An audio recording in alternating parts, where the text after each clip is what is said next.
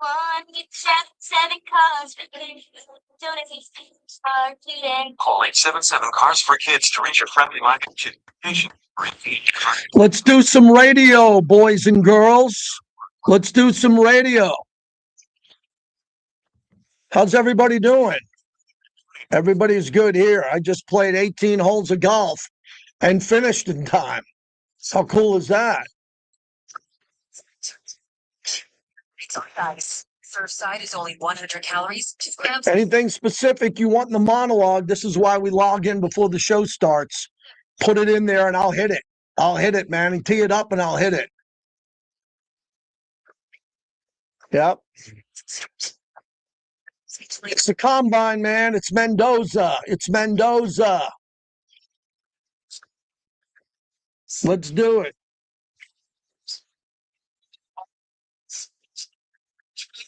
Let's do it. Let's get the tweet out, which we like to do. AC repairs to leaky pipes. All right. Yes. We call it the pre-show tweet. AC.com.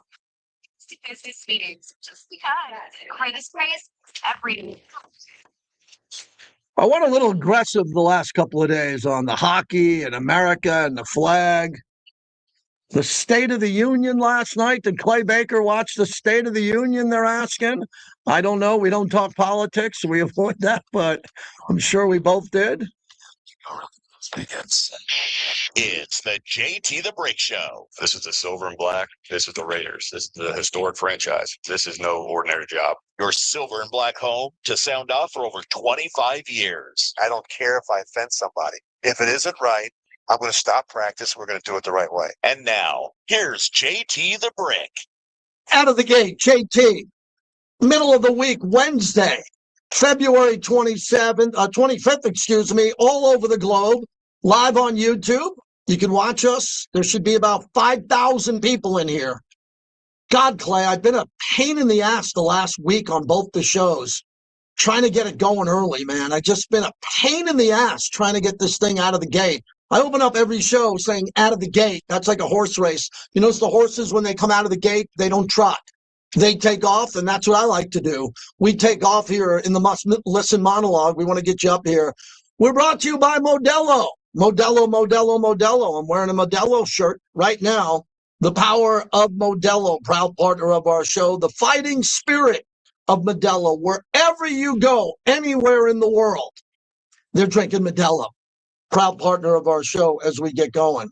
We got a fun show lined up. So today I teed off at 6:50 in the morning and played 18 holes of golf and finished at 11:15 in the morning, which was nice. Nice pace.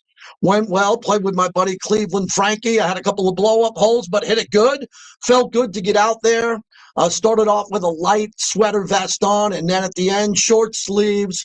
Oh, my God, Clay, it's going to be 80 degrees this week, Clay.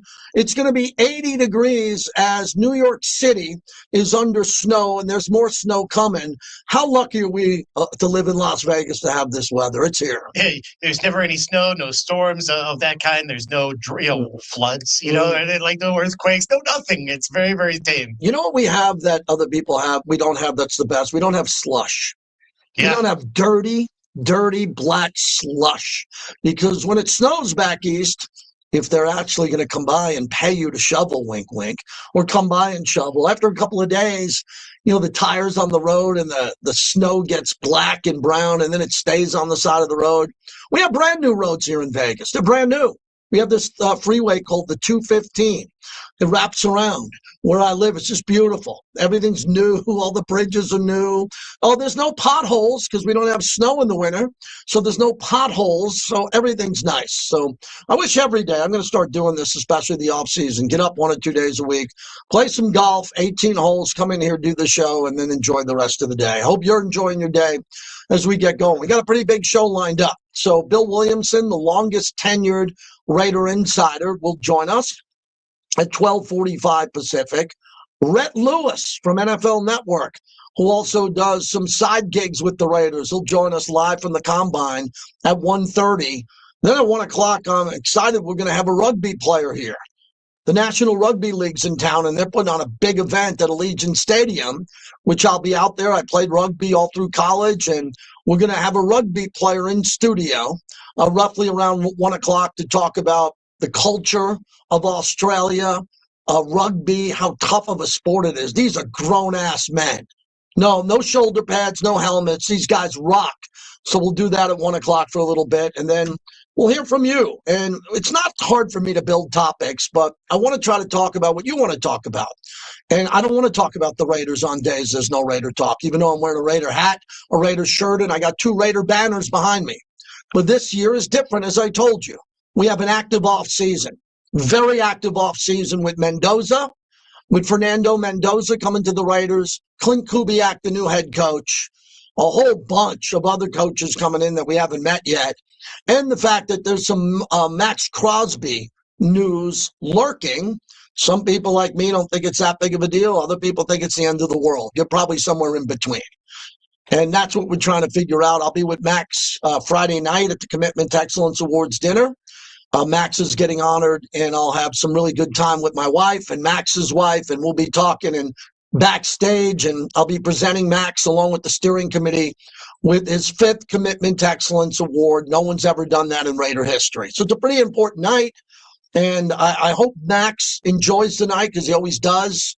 And I hope the fans that are there who are asking for selfies and are going to get it could just leave Max alone. And Max is there to have a good time with his family and not answer questions on people's cell phones if he's going to stay or not.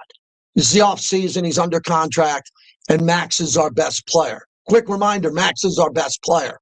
And as John Spytek said yesterday, which I thought was really important, you want to have your best players. You want to have players that you know you can win with.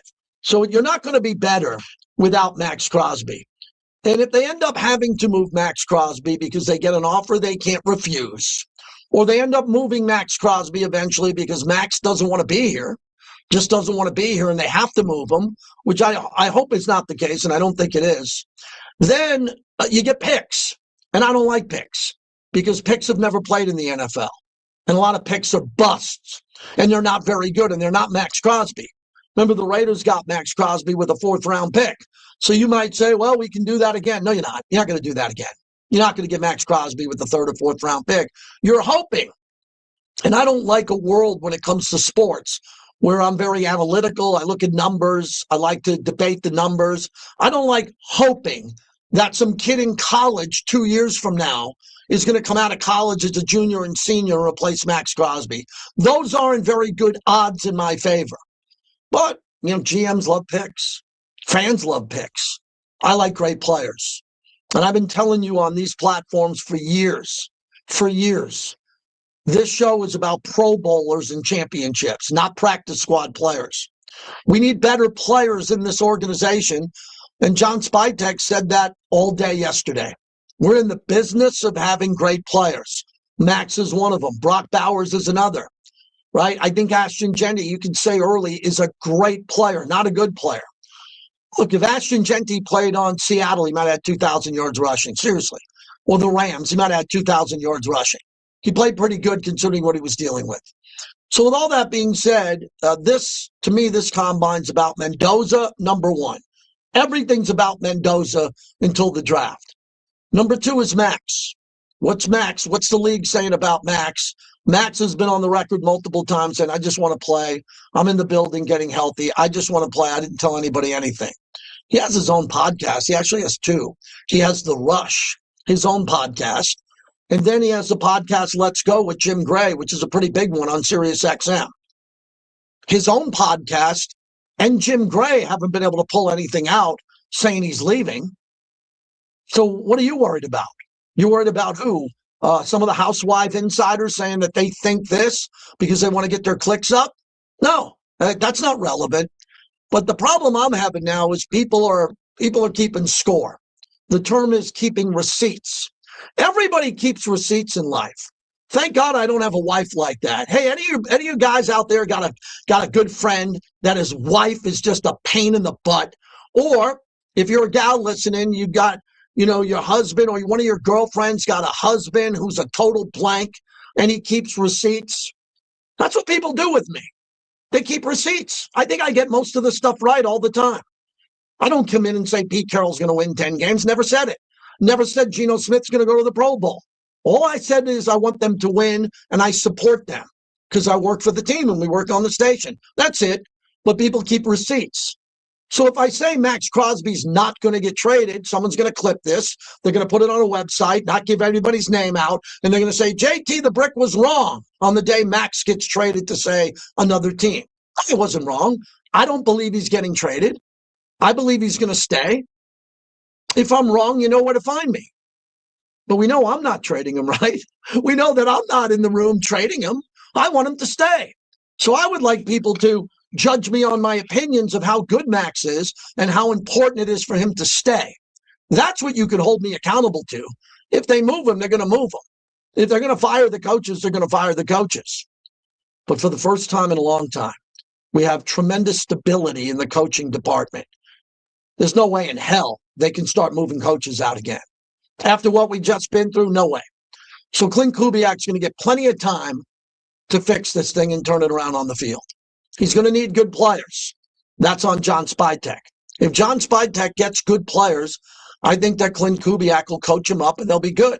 And then the Raiders can drastically turn it around and turn it around hopefully quickly. But in order to get good players, we don't have to move Max Crosby. He's under contract. We already got 10 draft picks. You want another 2? Really? You want another 2? Mendoza isn't enough? And a top pick in the second round and 10 overall? You want 2 more? For what? To bring them in there in their underwear and shorts and have them tape and run and jump? You don't know who they're going to be. Let's keep Max. Let's build on Brock and Genty. Let's keep Colton Miller, Jackson Powers Johnson, and figure out what the hell we're going to do up front with Coach Dennison, who's the new coach, and he's looking at the film right now at the combine saying probably, oh boy, I got to get some players in here. Really what I'm butting heads with most people about, and it's a great topic, and Clay, I'll bring you in on this as always. This is a great topic. How many of the players that are on the Raiders offensive line now, under contract, should be kept or cut? That's it. That's the topic. Do you want to keep this guy or do you want to do what I want to do? Move him to the backup. That's what I want to do. You want to see these guys compete. I want to see them compete. I'll do that with Caleb Rogers and Charles Grant. If you give me one of those 2 guys and one of them start, I'm great. I'm good. One of the 2 guys we drafted last year has an incredible offseason. You pick the guy. He shows up at camp. He's looking good. They're going to the podium saying, oh, my God, do you see the way he's playing good? Now I know I can put him in as a starter. I still need 2 new starters. Unless you're going to tell me that you're going to bring out DJ Glaze and Dylan Parham and they're going to start. No, that's not good enough for me. We need some competition and we need some better players than Dylan Parham, who I like, and DJ Glaze, who's a fine player. We need better players than that. So you got to go find them. Are they at the combine? Yes, they're at the combine. They are the offensive linemen who were invited to the combine. And they are there and they're available in the first 2 to 3 rounds. I don't care about your 6th round offensive lineman. I've been here longer than any of the GMs and any of the scouts. They all know more than me. I've watched it all. I'm not into that. I'm into guys who can play. I'm into guys who I've met before named Henry Lawrence and Jim Otto and Gene Upshaw and Art Shell and John Vella and George Bueller and Dave Dalby and go down the list of the guys who could play. They can play. And they proved and they played in the greatest games. So I'll wait as long as you want. You want to wait 1 year or 2 years to develop a Pro Bowler? Do you know that Colt Miller's never been a Pro Bowler? What? He's never been in the Pro Bowl. Everybody's in the Pro Bowl. Why? Because he's been injured in his prime, and he's a really good player, and the left tackle is the best position in football. So there's going to be 3 or 4 Pro Bowlers better than Colt Miller. It's not a knock on Colton. Colton's very good. But when our best player on the offensive line is not a Pro Bowler and an All-Pro, what the hell you think I'm talking about? You got to go out in free agency and get some Pro Bowlers. You got to trade for Pro Bowlers. You got to get them in here. And then once you do that, I think everything else is glorious. Mendoza, oh, he's got a little bit of that Gannon pump fake, that Gannon pump fake that I like so much. He's got a lot of stuff going on that's good. Brock Bowers gets open anytime. A lot of people think he's a tight end. No, he's a hybrid. He can give you number one numbers, not Jamar Chase, but he can give you numbers. He can give you 100 receptions. He can give you 100 receptions. That's a number one. I think we're going to get, one of the free agents are going to come in. I think you're going to see someone from Seattle at wide receiver come in. You might see Rashid come in here. You might see others. So I think it'll be okay. I'm pretty good with the wide receiver depth, by the way, because Dante Thornton's too young to give up on. Oh, boy, I said it. Oh, boy, did I just say that? We're not going to give up on him. But did you watch him play last year? There was like 10 games he didn't do anything. 10. We need him to do something in every game. He was drafted to be an elite red zone 50-50 ball, go up and get the ball and score touchdowns. We didn't use him properly. So I'm super excited for John Spytek, and here's why. The coaches before him, led by Pete Carroll, an amazing guy, legacy guy, potential Hall of Famer. And then some of the other coaches that have been here the last 2 or 3 years, including Josh McDaniels and Antonio Pierce, could not get anything out of this offense. They couldn't get anything out of this offense. Nothing they could get out of this offense. Jimmy Garoppolo, Gardner Minshew, a little bit of Aiden O'Connell, Geno Smith. How many more swings do you want at the plate? You want to go 0 for 4 with 4 strikeouts? I just gave you 0 for 4 with 3 strikeouts. Geno was a strikeout. Minshew was a strikeout. Garoppolo was a strikeout. They struck out looking at the plate. The rest of the league got quarterbacks who are coming out of nowhere. They're playing great. They're developing them. We now start from scratch with Mendoza.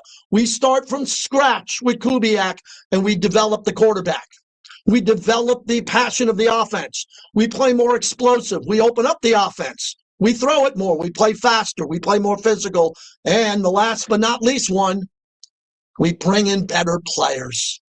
Yeah, another big elephant in the room. Had a lot of GMs around here lately, and this one's really good. We've had a lot of GMs around here lately that didn't bring in a lot of good players, and they all had their picks, and they all had their offices, and they all had their per diems, and they all flew first class, and they didn't pick good players, right? Or did we not coach them up? Did we pick good players, and then we didn't coach them up? I don't know. I just know the record, and the record's unacceptable. So you didn't hear me say rock bottom, but we're kind of starting from scratch. But it's not this rock bottom, we suck, we're bad. No, we're pretty good. I go on a lot of radio shows, a lot. Okay, I don't get paid to do it. I go on a lot of radio shows. When people ask me, I go on. And I say the same thing the last 2 or 3 years. The Raiders are better than their record. I'm done saying that. I'm done going on a radio show if the Raiders are 2-5 saying, no, they're better than the record. No, they're not. They're 2-5.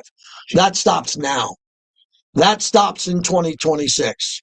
If the Patriots can go from 4 wins to the Super Bowl 2 years ago, if the Commanders could go from 4 wins to the NFC Championship game, the Raiders could go from 3 wins and the number 1 pick overall and quickly improve. Now, unfortunately, we play a brutal schedule. Our schedule's nuts. We always play a brutal schedule. It always happens. It's always going to be really tough. But other than that, I think things are shaping up kind of nicely. So that's the monologue. That's what I do every day. And I played 18 holes already today. I drove a green on a nice drive. I played well. The putter was actually good. But I was in a bunker on a hole, and I sculled it to the other bunker, and then I sculled it back and 3-putted and kind of lightly threw my club to myself. God, I wish I could have that hole back, but that's what golf is. So we got a busy show. I got room to get you in here if you'd like to right now, and we can get you in here at 702-365-9200. And this has been a good week for sports. It has been because, the Olympic hockey team. Do you see the Olympic hockey team at the State of the Union? Or were you too cool to watch the State of the Union? Too cool because you're a political whack job and you can't root on our hockey players. You're so triggered with politics that you can't look at a hockey player without freaking out because they have a beer in their mouth. Well, I'm podcasting on that after the show. Looney and I are doing a podcast today on this channel on YouTube about where's Nancy Guthrie, part 3. Clay, they haven't found her yet, Nancy Guthrie, and all of a sudden everybody packed up their TV cameras and left. Wait a second, it was the only topic in the world, not Ukraine, not we didn't talk about anything for 2 weeks, and all of a sudden Nancy's still missing, and we're packing up the NBC, ABC truck and leaving Tucson? Yeah. She's still out there. We got to find her. Yeah, it seems like everyone's already come up with an outcome of what happened. And at this point, there's no trace. There's no arrests have been made. What a shame. There's nobody going to be going to trial. And this one is about as cold of a case as you could get right from the get-go. Yeah, that's the way it looks. It's very difficult. But I'm going to be talking about it today because true crime podcasts make more money. Inside joke. Jacob in Tampa Bay. No one in Vegas to call, but we can go out to Tampa Bay. Hello, Jacob. How are you today? Thank you so much. Hey, JT, I'm good. How about yourself? Real good, thanks. All right, yeah. I just wanted to touch on the Lakers real quick. Yes. Because you've been talking about them for a few days. I'm a huge Lakers fan. And me personally, I feel like the Lakers won't be good until they get Rob Pelinka, JJ Redick out. I'm not a big fan of JJ Redick as our coach. I feel like sometimes his substitutions are kind of questionable. And Rob Pelinka, I just feel like he hasn't really put a good team together. He kind of got saved by his job from a few trades mid-season the past 2 years. Feel like he was almost out the door, but he saved himself with a good trade. I'm not seeing the picture of what he's trying to put together as far as the team, especially with Luka. Not putting the right pieces around him. Maybe he might not have the right opportunity yet, but I'm just kind of getting tired of it. Wait a second. Plank has had a lot of success in this league, a lot, and you have to give him credit for LeBron coming and the LeBron connection and then the Luka deal. So he did the Luka deal. It's hard to fire the guy that brought Luka Doncic in and stole him for a bag of balls and a couple of jerseys. So I get what you're saying here. I think the bigger topic for me, my friend, is this is it for LeBron. I would insist on LeBron being gone at the end of the year and then reload, not rebuild, reload with Luka and a couple of the guys and then go get another star. But you got to quietly or vocally ask LeBron to pack his stuff up and get going. Oh, yeah. I was going to say LeBron, too. I didn't want to catch no heat from anything for saying LeBron, he needs to go. He's a great player, one of the greatest of all time. But, yeah, I think it's our relationship with LeBron has come to an end to where we can get better without him than with him, in my opinion. Yeah, it's hard to do. Thanks a lot for the call. Appreciate it, man. It's hard to say. I always go back to this, Clay. I was a big Patrick Ewing fan, huge Patrick Ewing fan. And I remember at the end of Patrick Ewing's career, he couldn't run anymore. And they were looking to trade him. And I'm like, oh, you're not better. You're not better without Patrick Ewing. And the Knicks haven't won since '73, and they still haven't won. And at times, Clay, you got to get rid of a great player or not an elite player. Like Max is an elite player, and LeBron's all time. But if you can't get over the hump with a good team, you can't keep going back with the same team. You got to mix it up. Yeah, you'll always get the same results if you keep going on further and something that's just not working because you are what you do repeatedly. And if you're still getting these very middling results, you have to make this move and tear the Band-Aid off. And don't be afraid to do it because you could be opening yourself up for something much better. You could open yourself up for a big deal. And I just can't see the forest through the one tree that's standing in front of me, which is Max Crosby. I don't want to look around Max's shoulder pads and say there's a whole vast forest of good players. I want to leave Max alone and keep Max. And they're going to either keep him or not. But if they keep him, I'd like to keep him, Bowers, Genty, Colton Miller, Mendoza, right? I'd like to keep Thornton and Besh. I love Michael Mayer. I can promise you this new regime is going to do such a better job with Michael Mayer. Man, I wish I was in the coach's room with Michael Mayer. Everyone would just look at me saying, say that again. I would change everyone's vision on Michael Mayer in under 5 seconds. He's a really good player, really good, but they don't use him. Now we got a guy who's going to use him if he stays. And then you got to add in Jackson Powers Johnson. There's so much confusion in Raider Nation. When I'm at the Commitment to Excellence Awards on Friday night, we'll be smoking cigars. They call it Raider Prom. And a bunch of Raider Nation guys will come up to me and be like, JT, what do you think of JPJ? You won't believe how many people stop me or tweet or say something to me about Jackson Powers Johnson. I'm like, what do you want me to tell you? They didn't think he could play center last year. some really good coaches. Not Pete Carroll's son, but Pete Carroll and his staff weren't comfortable with him playing center. Well, now you have to hope that this new staff says, let's look at the numbers. You know, Clay, we just mentioned a cold case. The cold cases aren't funny, they're serious. But isn't Jackson Powers Johnson a cold case file where the new coach now, Clint Kubiak, can look in the drawer and say, who's this?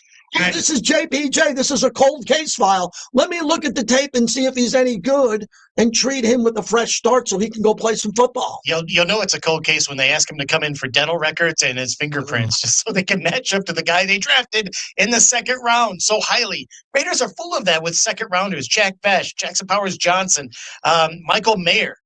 Getting very little return on investment for their second round players. And I think it's just because they have not engaged those players the right way. When I do a radio show, everything, I'm not just a fan, but I love the callers. I love the listeners. You know, I love the fans, but I also love my partners. And I've always loved PTs because they've been with me the longest. They fuel the monologue.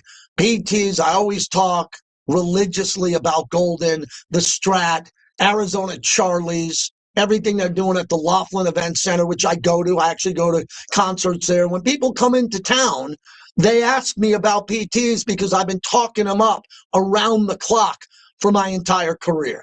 So I just like everybody at Golden and PTs to remember, we thank you every day.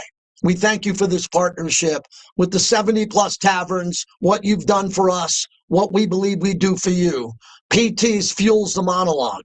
5 to 7, midnight to 2, the best happy hour in town. Go check it out. I'm off to a good start, man. I am loose. Played golf today. Thrilled. I got some good stuff going on tonight. I'm going to be with Max Crosby Friday night. Reggie Jackson's in town. I'm going to hang out with my hero, Mr. October, on Sunday. Life is good. Jump on into the show. Rhett Lewis will join us at 1:30 from NFL Network. Real good, in-depth on the Raiders. Bill Williamson, we call him the straight shooter. He'll join us at 12:45.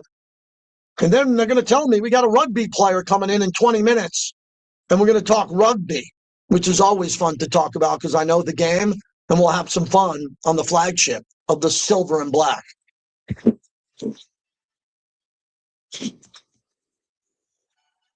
Wake up with the morning tailgate. The intriguing part for me with McCoy is the number. Did you get an email on the rugby player? Different types of quarterbacks that he has been around in his time in the National Football. I'll be right there with you, everybody. That was a fun little monologue. Snow Raider, you know, I just get in this thing. I don't know what I'm going to talk about. I tell you, I don't know what I'm going to talk about. Then we get going. We get the juices flowing, and then we get rolling. Boyd Gaming is the official and exclusive local casino partner of the Las Vegas Raiders at Allegiant Stadium. Bring your friends, have some fun, but always bet on black. Visit their 10 casinos across the valley. Don't let the game get out of hand. Please bet responsibly.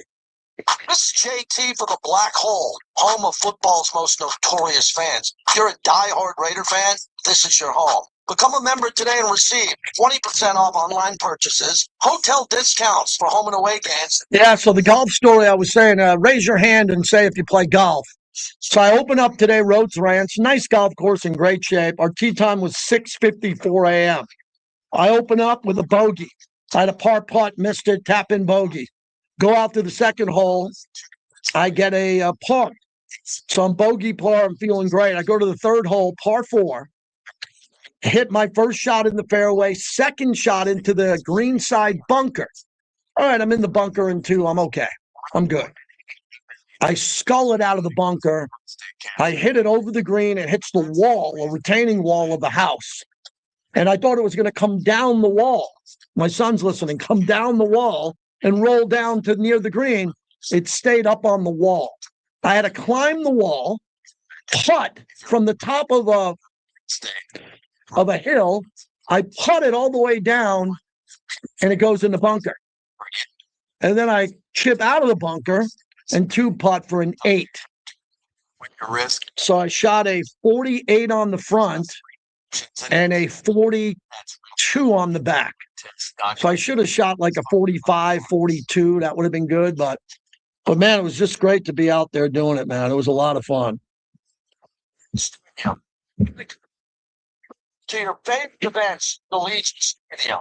No more hassle parking, sitting in traffic, waiting in long taxi or rideshare lines. Oh, you see what I text you? That's either. So Kubiak just did a total session. So can we get it? See if it's up there on Raiders, and we can play it. Was waiting for that. Yeah, I think that's it.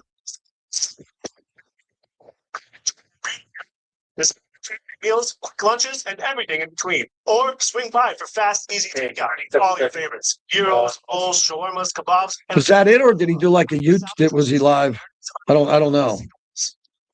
And 100% avocado oil. The new Stefano's in Summerlin is now open. Come taste what everyone's talking about. Stefano's, real food, real fast, real healthy. When it's time for a new AC and heating unit, don't just call anyone, call the boss. Maybe you have some plumbing projects around the house. Well, you need to call the boss. Minutes, 60 minutes. Yeah, that's it. You got to play it. We got to play some of it. 2015. Tell me when you have it queued up. We can start it and play some. Get a totally front pricing, from AC repairs to leaky pipes, from water heater installations to tuning up your AC and heater. Don't just call anyone.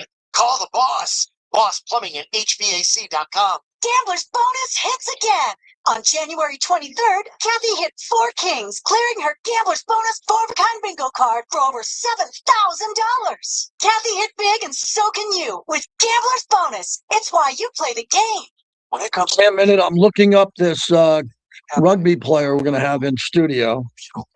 Steve Ford to the superb CT sedan and Escalade. The highest standards in automotive craftsmanship are found at Findlay Cadillac. To place your order, visit our award-winning showroom and choose from our full inventory of new and certified pre-owned vehicles that are available for immediate delivery. Or visit us online at FindlayCadillac.com to place your reservation. If you're thinking Cadillac, think Findlay Cadillac in the Valley Auto Mall.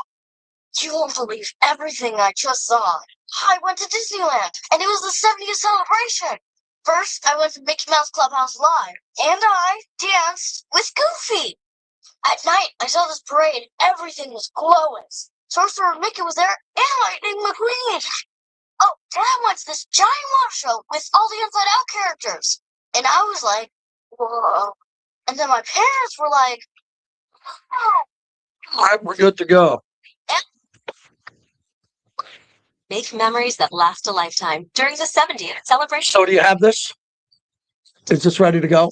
Yeah. What is it, on YouTube? It's on YouTube, on Raider Nation Radio 920. Okay. $64 per person per night on select days through March 31st, 2026. For a party of 4 adults, including 2-day, 1-park-per-day tickets and a 3-night stay at a select Good Neighbor Hotel in a deluxe room. Total price $1,960. Visit Disneyland.com/Good Neighbor Hotels for details. Raider Nation, hey, you. Are you following us on Was he on us, or was it a scrum? 920 AM on Twitter, at Raider Nation Radio 920 on IG, and also you can subscribe to our brand new YouTube page at Raider Nation Radio 920 AM. All the content you expect from Raider Nation Radio 920 will be right there. Make sure to turn on your notifications for YouTube and be notified anytime that we go live. Again, at Raider Nation Radio 920 AM, our brand new YouTube page. Subscribe to it today. Welcome back to the JT Brick Show. Brought to you by Local 872, your workforce solution.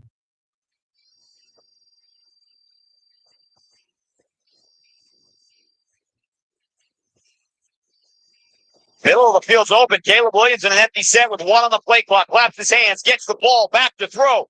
Over the middle, blocked up in the air, and picked off by Marks. Charles beat it inside at the 30. Oh, he's out of to the 36. What an individual effort by the Condor, who has the interception, and the Raider defense just keeping them in the ball game. People ask about Max all the time. People tried to pry Max away from us last year too. Right. So Max is a Raider. We gave him at the time it was the biggest contract for a non-quarterback in the history of the NFL last year. And you was here for 10 minutes and did that. That's what I tell people. You were only here for 10 minutes and you say, you know what? You prioritize Max. Yeah. And so, I mean, when we're in the business of trying to have great football players. Right. And Max is a great football player. And so to me, it's just business. I know everyone's going to ask about it. I mean, it's business as usual. And I can say no till I'm blue in the face and people are still going to ask. So, instead I just listen. That's one of my superpowers, I feel like, is I can just sit there and listen and people can say what they want and I'll take whatever comes and then onward we go. All right, that's big. That was Spytek yesterday. I thought he did an exceptional job because he knew what was coming. Max. Why? What's happening with Max? Tell us about Mendoza. Can't. I thought he did what he had to do. He's very engaging. Did a great job. We just found out Raider Nation Radio, the flagship. This is why you listen to us. Clint Kubiak just sat down exclusively with the local media. Raider Nation Radio got it. This is the head coach of the Silver and Black. The role here now as head coach, and each noticing a change from your perspective of being here previously at that one. Yeah, obviously it is different, but it's not different. The fact that we're put stats together before on an offensive side. Now we're working the whole team. Being here at the combine, getting to work a little closer with the GM, but it's other than that, it's just being here. The job is to get to know the players, so kind of just taking it one step at a time that way. Clint, how much time are you spending right now? I know you're drinking out of a fire hose, but watching film, analyzing the guys you have, does that consume a lot? Yeah, that's really been something I've been spending a lot of time on lately. Going back through last year's season, watching individual players tape, even digging into free agents, and all the while now talking to the draft picks and meeting them. So really using my day to watch the Raiders tape and using my nights to do the draft right now. Rob Leonard has been assistant here for quite some time, and you promoted him to defensive coordinator. What went into that decision? Kind of like what stood out to you when he was interviewing for the position? Yeah, that was interesting how all that came to be, because I didn't know Rob going into it. John Spytek, spoke so highly of him when I first got hired. I knew Joe Woods really well. Joe spoke really highly of Robbie. I had some people that I wanted to talk to, but in my short time with Robbie, I was just extremely impressed with his knowledge, with obviously the backing that he had in the building, the relationships that he built. And then when it came time to interview, Robbie was impressive. He had a plan. He knew what he wanted to do. He knew the type of players he needed to do it with. And it just revealed itself to me that he was the right guy for the job. So really excited to work with him. And how do you envision his scheme to look? Because he even though he's worked on the Patrick Graham, Brian Flores, Mike McDonald, just wonder what are you expecting his scheme? Let's come back to me. If you're having a problem listening to this on 920, we'll fix this for you. If you want to listen, you can hear this on my YouTube. That's why we have my YouTube. That's why we have it. We don't have problems with my YouTube. You can hear it there. So we'll try to get this figured out, and we'll get you going now. Thanks to Harry Ruiz for letting us know all about this here as we keep it going here. So Clint Kubiak is speaking to the media, and he did a scrum. So we'll clean it up here and we'll play it. But we'll get it going now, and we'll get a chance to feel what's happening here. We got a technical problem here on the radio station, so we're going to clear this. We're going to take a break now. Bill Williamson's going to join us next, and we're going to get to the radio on the other side. I'll stay here on YouTube at JT the Brick YT, and we'll go from there. So you got two options to listen to the show, and we'll keep it going on the flagship of the Silver and Black.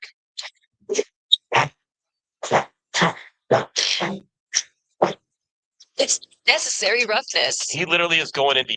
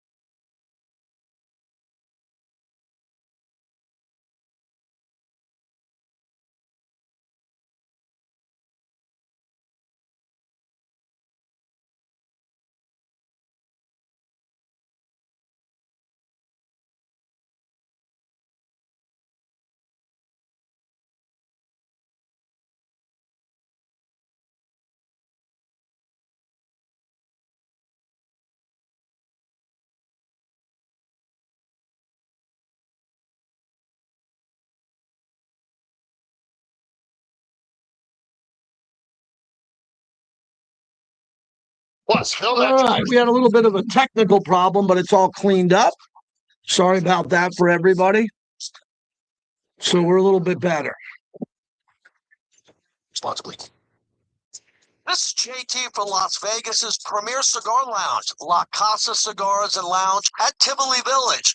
You're going to be blown away like I was when I stepped into their walk-in humidor. Over 500 cigar labels to choose from. Plus, they feature one of the largest whiskey, scotch, and bourbon selections anywhere in the valley with live local entertainment, 7 nights a week. Great place to watch football games. Down at LaCasaCigars.com. Big news, Las Vegas. Well, because you have it downloaded. Yeah. I'd want to throw to it. I just want to throw to it and do that. Yeah. Yeah. Okay. Solutions, all designed with you in mind. Plus, we're hiring. If you're ready to grow with a company that values innovation and community, join our team today. Proudly serving Las Vegas for 23 years and counting. Les Olson IT, your business better. Les Olson IT. Nevada's a state workers. I'm on my way. State money.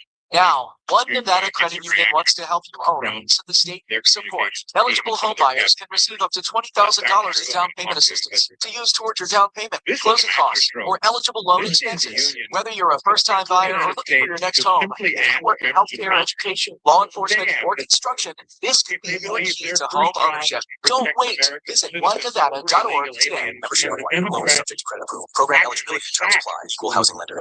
I'm the Democrat lady in the headscarf.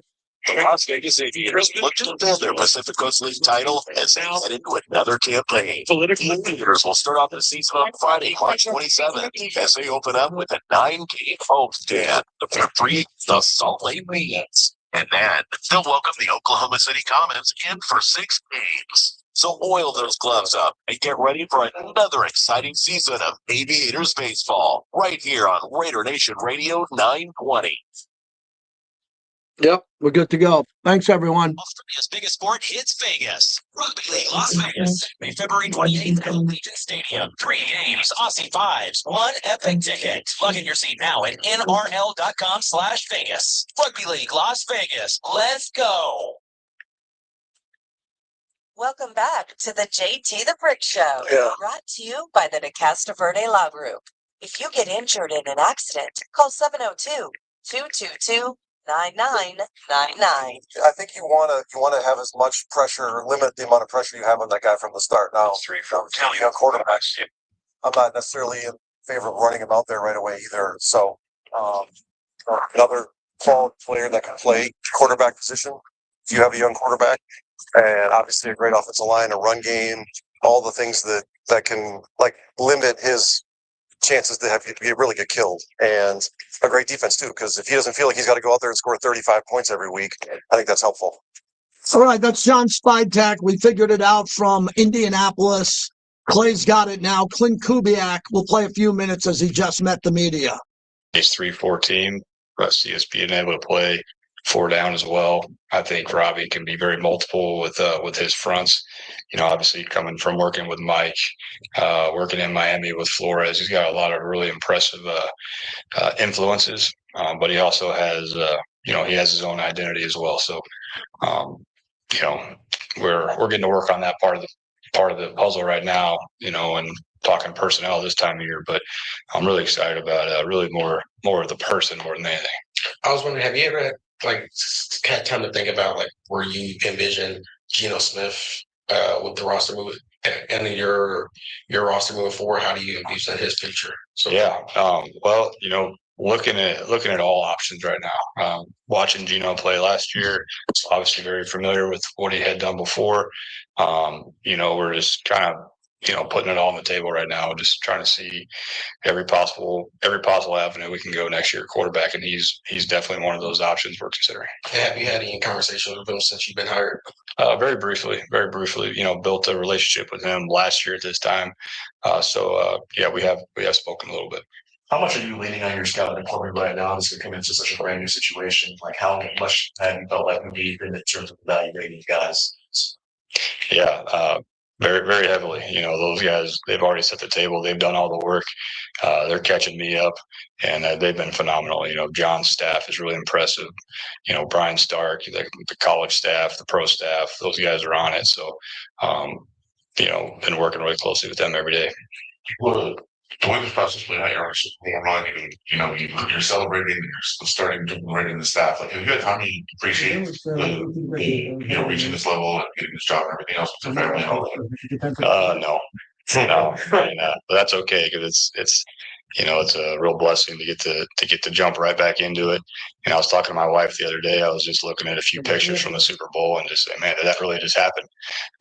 So that was and now I'm seeing some Seattle coaches and scouts here in the hallways. It's like, man, I don't work with you guys anymore. So it all happened really fast. But that's the NFL now. With it, if you play that late in the season, and then the calendar just starts right up again with the combine. So it's a good problem to have. All right, so that's a bit of that. We'll have more of that to play and cut up on the flagship of the Raiders. Bill Williamson, the longest tenured Raider insider, especially on this show with me, is kind enough to join us. So, Bill, it's been a couple of weeks. Just wanted to get your big picture on what's going on with the Raiders, from Kubiak to the Max Crosby rumors that are out there. What are you thinking about everything going down right now around Raider Nation? Well, it seems like just yesterday they were firing Pete Carroll, and now it's the combine. It's been a whirlwind, JT. it was a 6-week process to hire the coach because of his run, and here we are, and now we're talking, free agency is a week and a half away. So the big picture is that this staff is here. It's not even finalized, and we're on to the next stuff. So it's the NFL is a wild time, and we've been used to a lot of busy off seasons with the Raiders in recent years because of all the coaching changes, and this one is no different. But there's going to be a lot of stuff going on in the next few weeks, that's for sure. So, Bill, with all your sources and after the Raiders, we both knew that the Raiders were waiting, and they were going to wait till they could get Kubiak. That was their choice. I give him a lot of credit for getting their choice. There was a chance they could have lost him if he just changed his mind, and he ended up staying up there in Seattle. So what'd you learn about the process this time with Tom Brady, Mark Davis, new ownership, to get Clint Kubiak compared to the last couple of coaching searches that obviously didn't work out? Yeah, that was kind of the Raiders. They got their guy. I think John Harbaugh and Jesse Minter would have been the guys. And they certainly look into those guys. But they got one of the top sought after guys in this cycle. And that hadn't been the case. I think Mark Davis, go back 4 years, and I think Mark Davis thought that McDaniels was of some great prize, and he wasn't. And then, we all know the Antonio Pierce thing. It kind of just kept them to keep the peace, and that wasn't the answer. And then they settled on Pete Carroll after they lost out on Johnson, and they just kind of thought, hey, this guy's a year removed from the league. He's, winning coach, Super Bowl winning coach. Why not? That didn't work out. So the thing's fallen into place pretty good this offseason. I'd always kind of say, if it's not going to work out now, I don't know when it's going to work out for the Raiders, because it's here. We don't know if Kubiak's going to be a good head coach. We don't. He might. There's been plenty of great offensive coordinators who didn't turn out to be good coaches. We just mentioned one about 30 seconds ago. But he has an opportunity, and they got the number 1 pick, and that helped get one of the top coaching prospects. I don't know if Arizona, which I think they finished 3-14. Yeah. Arizona had the number 1 pick and not the 3. Kubiak probably would have gone there, because there was no answer for the Cardinals quarterback. There was an answer for the Raiders quarterback. But the opportunities are falling into place pretty well. And Spytek mentioned that during the press conference when they fired Carroll. We have a great opportunity here. So if, they got a coach right off the Super Bowl, they got a rookie quarterback we expect to come in right off a national championship. This is the chance. If it doesn't work now, I don't know when it's gonna. Yeah, I agree. How many chances could you have? And I said, in regards to what we've seen, we've had 4 chances, and a couple of them were just swing and misses when it came to GMs, and they were all vetted, and everybody was hired, and everyone was on the same page. Okay, so sometimes you're going to get it wrong. When you get it wrong in multiple hiring processes, really the heat starts getting a little bit hotter than usual. Bill, you've been doing this a long time. What do you like about Kubiak? I don't want to say what his ceiling is, because that's mostly for players, but covering the league as long as you have, knowing his tree with his dad and growing up as a young boy with John Elway in his house, and then the tree that went through Shanahan also, and the Minnesota run with New Orleans. Why should Raider fans be happy that Clint Kubiak's the right guy at the right time? Yeah, I mean, it's all Mike Shanahan's not a really popular name in Raiders fans vernacular, but that's where it started. I mean, Gary Kubiak was an assistant coach for Mike Shanahan, and it's the Kyle Shanahan. All these guys, it's all started from that. Again, I don't know if he's going to be a great head coach. I know he's a grinder. I know he's an innovator. I know he carries a lot. I know he's professional. We'll see if it works. I mean, we've seen the last couple of years guys who've had that same kind of reputation and resume really take off. Ben Johnson and Liam Clone. Let's see it. He has a chance, but we just can't say, he's definitely going to be a superstar head coach, but he has a chance. Yes. And I didn't really like it. For me to say, I don't like this, I don't like that, after it didn't work out. So I could be full of BS here, but I wasn't excited about the Pete Carroll hire. I thought it had a limited window, and I thought the ceiling of that was like 9-8, and then you have to make a change in a couple of years. But at least this is a fresh chance. They're doing a trend that works, hiring young, successful coordinators. So they're on the runway. Let's just see if it takes off. Bill Williamson is our guest. If you're a Raider fan or any football fan, you need his content at silverandblackpride.com. Follow him at BWilliamsonNFL. So the 2 other big topics, let's get to Max, because you're not a clickbait guy. So you could easily put out column after column and get more followers and more hits if you were stirring the pot. So from hearing what everybody's saying, and after hearing Spytek from the Combine, what's your analysis on the difficulty of this conversation? Will Max be here because you believe he's under contract and they're not going to get anything that they'd want in return, or do you think they're going to move him? What your thoughts? I think they don't want to move him. I think that's clear. I think they would if they feel like they have to. I saw a thing, I think it was Ian Rappaport from NFL.com, NFL Network. Yeah. And he kind of said, it's kind of wait and see, and, let's see what they do. So I'm wondering, and Spytek mentioned yesterday that he talks to Max all the time and he's comfortable with everything where they're at. I'm not reporting this. I'm just wondering if Spytek said, hey, we got a plan. This is our plan. This is our draft pick. This is what we have in free agency. This is what we need. This is what we're going to try to get it. Let us go get it and see how, and we're going to get a lot better. We're going to look better here in a couple of weeks. So I'm just wondering if that's the deal. Hey, we're going to get better and we're going to show it to you. And if it doesn't work out, if he's not impressed, in the middle of March, maybe he says, yeah, I'm still not on board. Maybe that's the approach. I don't know. It's just a gut feeling from just, hearing different things. So maybe he's like, okay, I'm at least going to listen and see what happens. I don't know. Yeah, there's definitely smoke there. I mean, there's definitely smoke that, I don't think they're out of the woods. Max Crosby is definitely on board, but I don't think the Raiders are going to want to trade him. And, and yesterday's conversation at the podium may have been a message to other teams, hey, I'm not liking what you guys are offering, and they're going to have to offer a lot more. You know, what do we hear from Glazer? When Glazer was the one who really stoked this, and I'm not blaming him. I'm just saying, you know, because obviously he had his information. He said Micah Parsons trade, and that was Kenny Clark, a veteran player, and 2 first-round picks.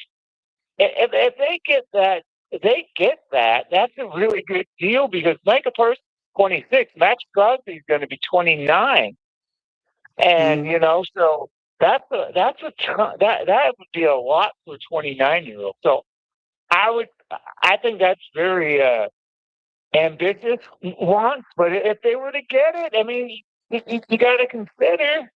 So I don't think this thing is put to bed. I don't think it's for sure Max is going to be a Raider. If you ask me right now, I said, yeah, he'd probably be a Raider, but I still think there's some things based on what, you know, all these reports, I think there's some things that need to be worked out still.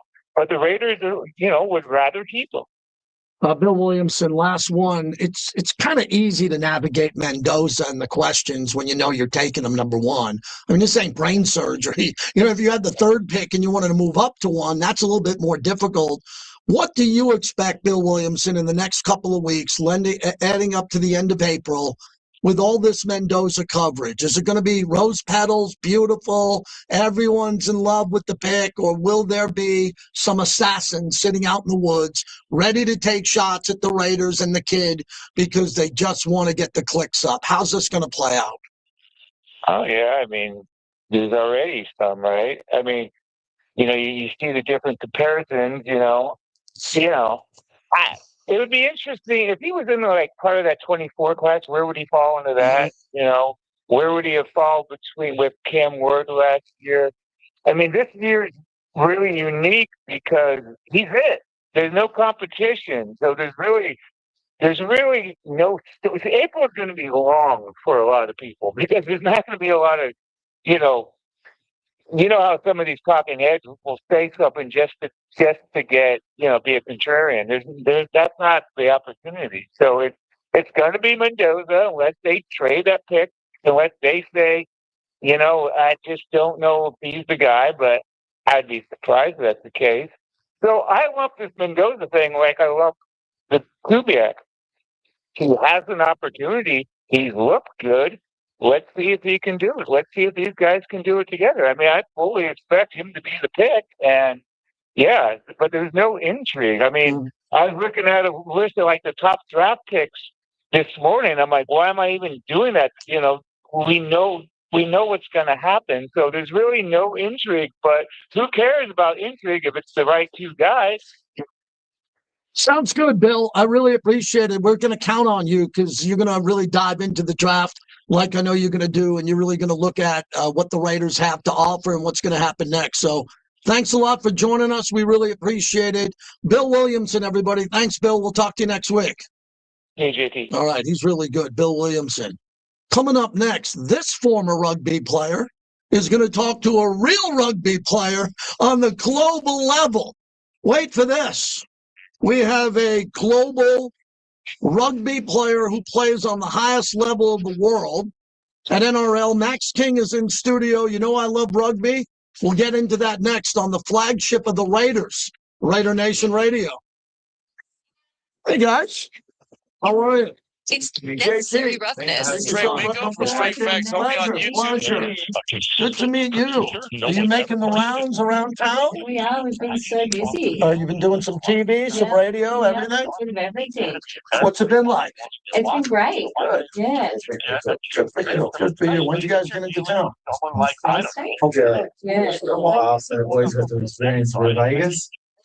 Yeah.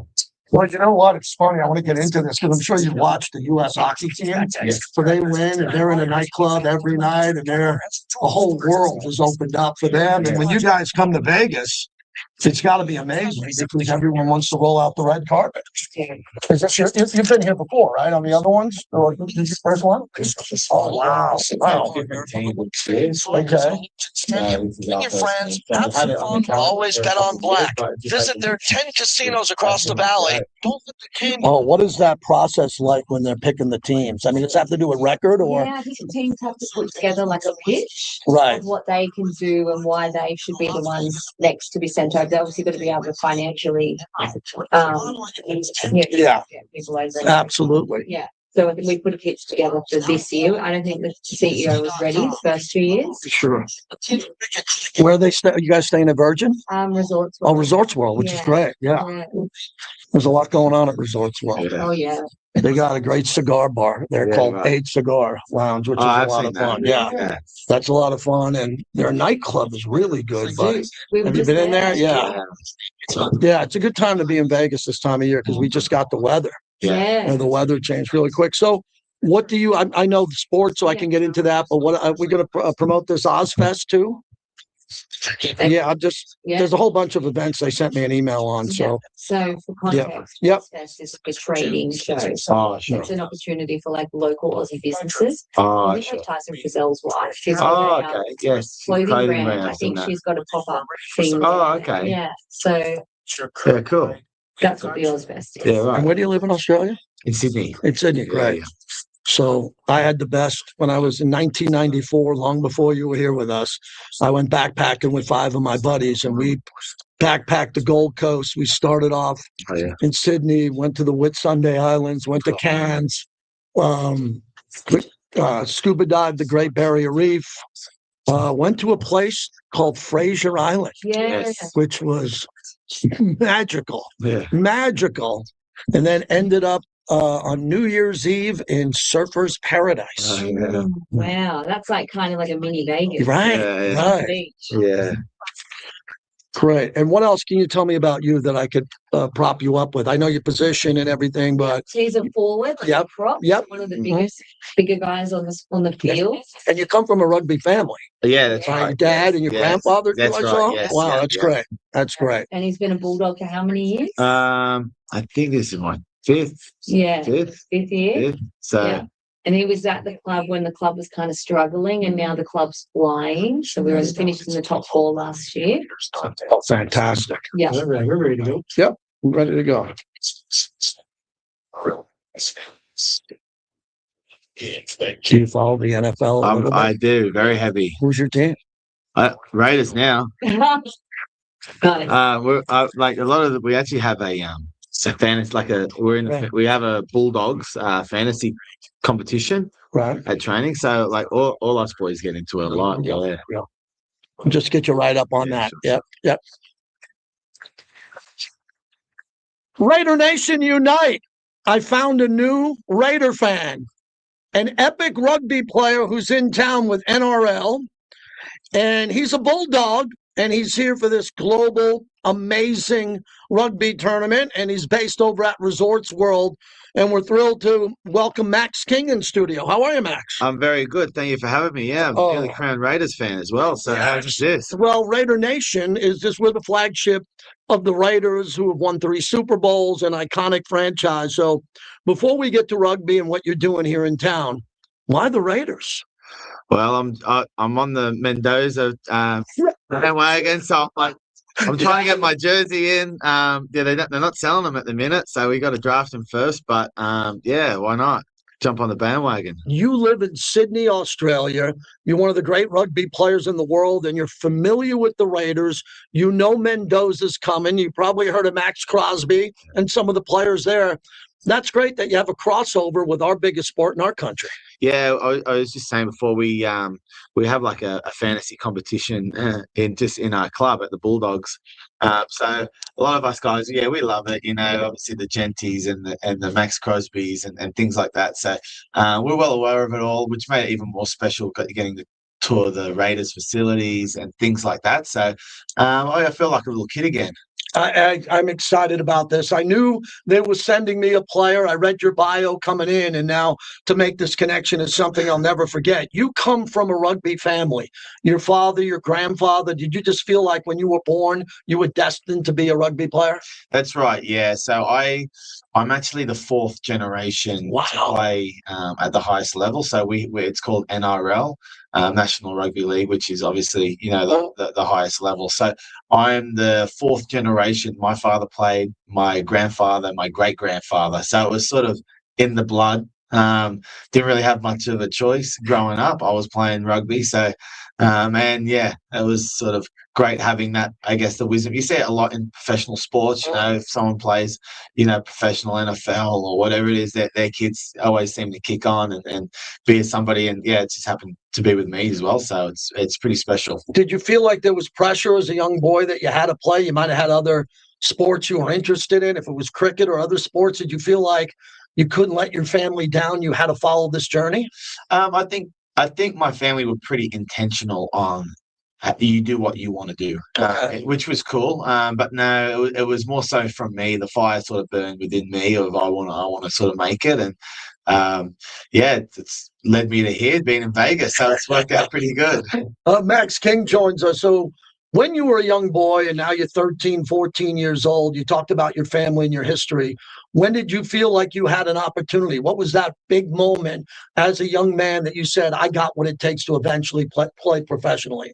Yeah, I think for me, I was a bit of a late developer. Okay. So it was a lot later. I probably wasn't until I was about 17 or 18. And for me, I'm strong with my faith as well, my Christian faith as well. So I'm a big believer in the path God had for me to play NRL, and yeah, I think it was just more so of sort of keeping my head down and sort of persevering.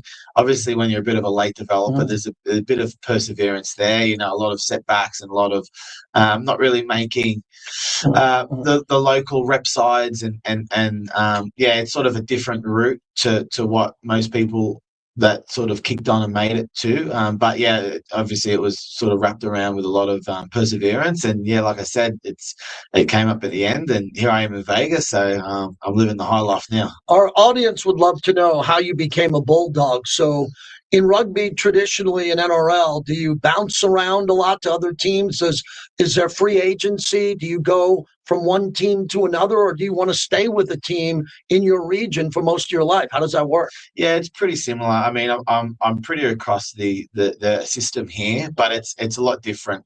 So it's not like going through high school and college here. It's actually sort of where you're from, and so they'll have us as Bulldogs, we have like a catchment area in Sydney, and we'll pick them up as a club. You sort of grab them from the grassroots. So they might be like 14, 15, 16. Okay. And that's when you can start signing players at 14, 15, 16, and you sort of grow them and mature them. And hopefully one day they're playing in the NRL team, the top team. And yeah, and then from there, it's just like anything else, I guess, a similar system of, if you're off contract, then another club will pick you up. And you just sort of, for a lot of players, it's just sort of, finding a spot that'll take you and sort of putting food on the table, I guess. How hard is it? Max King is our guest. How hard is it to keep your job? I interview a lot of NFL players, and the great players like Genty and Max that we talked about, they have job security, but there's a lot of players that come into camp every year and they fight for their job just to make the roster. You play at a very high level and are one of the premier players. Is there a lot of pressure every year when you come out of the off season and you come into the season to make the team, or do you feel pretty secure in your position? That's right. Yeah, I guess it's similar. Obviously the big dogs. The big dogs are the big dogs. So they're sort of same. So it's like anything. It's professional sport. So there's always some young kid coming through. That's the sort of next big prospect and whatever. And I guess it sort of happens every year. And everyone's looking to get better and better. So the competition's always getting better. And it's sort of it's that thing in professional sports where you always have someone nipping at your heels. So you just gotta, like I said, be a big dog. I find what's fascinating here is in our country, in multiple sports, especially our fan bases, we really don't like each other. If you're a Raider fan, you don't like, the Broncos. You have rivals here. who are your rivals? Who are the teams that when you play, it's just different? It's a different vibe. That week is just a little bit more intense. And your heart and soul, you have to win against what clubs? Well, I think Dragons is one. We versed Dragons on Saturday night, who are versing here in Vegas. They're one, and it's probably it's a postcode area as well. They're in both in Sydney, and they lie right next to each other. Okay. So a bit of sort of postcode wars. There's also another one, Parramatta Eels, and they've had just history. A lot of competitions, a lot of grand finals versing each other. Both teams were really successful. Both clubs were really successful during the 80s, and there was a lot of, I think in the 80s, there was out of the 10 years in the 80s, I think they won 4 each. Okay, wow. Yeah, so it was they were versing each other most grand finals. So a lot of history there. But yeah, they're always, you feel the passion in the fans. Every time they we're versing each other. It always feels like a high at stake. Max King is our guest. Is this your first time to the States? I've been here a couple of times. First time to Vegas. First time done the the New York, LA sort of tourist trips. Been to Florida. Been to a couple of NFL games myself. So wow. Yeah, I'm a big fan. How has rugby travel changed your life and the opportunity? You're still young to see the world playing this sport and have the opportunity to meet different people from different cultures and make great friendships. Yeah, it's awesome. And sport as a whole, is great for that. And that's why I'm so grateful. The expanding of NRL, and the audiences and the size it's getting to. It's just awesome that these opportunities come and we get to sort of spread the message of rugby league and get to perform. Places like Allegiant Stadium. Oh, wow. It's pretty cool. It's amazing because, as you know, Allegiant Stadium's already had a Super Bowl. We have the biggest concerts in the world. It's pretty new. It's one of the newest stadiums in the world. And you get an opportunity to play there. And I'm sure you've been over there, but to see the dressing rooms, the locker rooms there, the modern style of an NFL locker room, what's that going to be like for you? Well, we actually haven't been over there yet. Oh, you haven't? No, you're going to be blown away when you walk out of the Champions Club, as they call it, and you walk out onto that field. It's amazing. I've heard the stories, just this, even driving past it, the sheer stadium. Like we have big stadiums in Australia, but everything in Vegas, everything's got an LED scratch to it. There's lights everywhere. So driving through, it's definitely breathtaking just looking from the outside. So to be inside there playing on the field, having however many screaming fans in there, it's going to be awesome. Is this accurate? You were born in West Yorkshire, England? I'm a Pommy. I was born in England, yeah. And then how old were you when you went to Australia? I was 7. So, at the end of the year, we have internationals with Australia versus England versus New Zealand, Tonga, Samoa. A lot of strong sides, in the back end of the year. So it's cool. It opens me up with Australian, or I can play for England or whatever. So it is cool, but you still got some family over there. So with your birthright here, you can play for multiple teams, which is fabulous. As we just saw the Olympics. Who's your Premier League team? Oh, I don't follow that strongly, but I'd say Chelsea. Chelsea, okay. We're wrapping it up with a really great guy, great rugby player, Max King. Tell everybody about the position you play and what is the version of your position that really makes you stand out, where you get to excel. Yeah, so I'm a middle forward, they say. So I'm in the middle of the field. So obviously being in the middle, there's a lot more work that's going on. It's a high-paced game. It's not as high pace as NFL. Obviously it's like you might have a 40-second clock or whatever it is between plays. Whereas league, it just keeps going. Yeah, it keeps going. It's a lot more sort of cardiovascular endurance sport. But yeah, it's middle. I play in the middle, so it's the bigger blokes are in the middle. It's more of a big guys sort of position. And yeah, just a lot of tackling and a lot of running the ball. What is your strength? Is it more making people miss, or is it tackling and defending? It's both. Okay. We run the ball and we tackle. I guess strength as a position is just sort of being the bigger, stronger dude. You want to take carries, and obviously it'd be nice making people miss, but because we're in the middle of the field, there's a lot more defenders. You're never going to make a breakaway run, or it doesn't happen very often. So it's just more so about making as many meters as you can per run. Well, there's a whole bunch of events going on at Resorts World. I'll be at Allegiant Stadium for all this, which is tremendous. As we wrap this up, I went to Sydney. I was telling you before we came back on the air, and had an amazing experience in my life back in the day. I went backpacking with my buddies through the Gold Coast and with Sunday Islands, and just had an amazing time, the Great Barrier Reef. But Sydney, back in the day, me and my buddies drank a lot of pints there and found a lot of bars that we loved. And what is it like to wake up on a glorious morning in Sydney? Because your summer is our winter, right? And when you get up there at Manly Beach, to go out to the beach communities and to see all that, Bondi Beach and all that, I'm sure you don't take that for granted where you live in the world, one of the most beautiful spots on this planet. No, Australia, it's a beautiful place to live. Yeah. It's a beautiful place to live. A lot of great beaches. A lot of friendly people. It is a great place to live, and you want to encourage people listening. Get out and see Australia. Go to a rugby league game. 100%. It's awesome. And like I said, I'm just grateful to be a part of rugby, growing to be here and sort of experience it. But Australia's always nice too. Let's end up with your faith again. We could be getting a quarterback who's real heavy with this faith. I encourage athletes to talk about their faith. You're not in front of a microphone every day. You're not on TV every day. You might score and you might have an opportunity to, after the game, to speak to a bigger audience than usual. It seems like you're very comfortable talking about your faith. Yeah, I love it. And no, you're right, and I think for me, there's the verse in the Bible that says, seek first the kingdom of God and all else shall be added, and I find the more I put God on the throne of my life, I feel like the better my life becomes, the better my football comes, the better my relationship with my wife and my children at home.